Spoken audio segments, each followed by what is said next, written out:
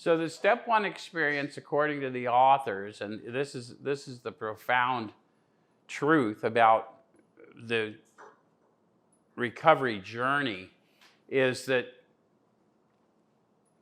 they devote an awful lot of time to helping people find their experience and lay aside prejudice before they ever really get us confronting our thoughts. So the step one experience, if you really read through the book, is there's 53 pages devoted to a step one experience out of 104 pages of entire instructions. So over half of the experience is the foundational search and discovery of the power within us.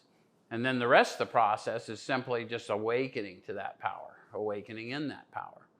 And so the step one experience is going to take us through a journey of powerlessness and unmanageability outwardly, so that we can at least acknowledge that in our current state, we're not in a position to move forward and live happily. And at that place, the authors start talking about, we learned that we had to fully concede to our innermost selves. They talk about that in the chapter more about alcoholism.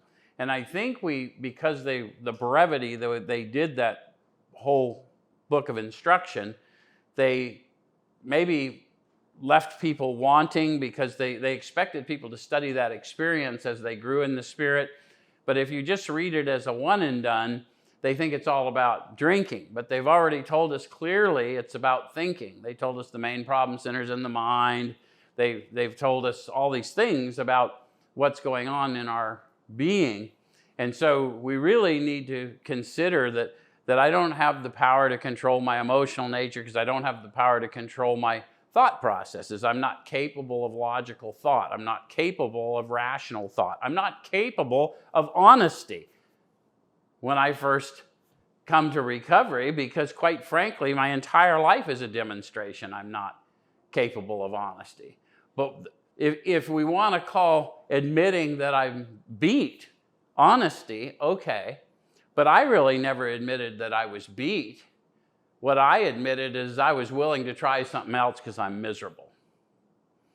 So I contend that the first step was never honesty, it was willingness. And step one experience introduces me to the process through which I became willing.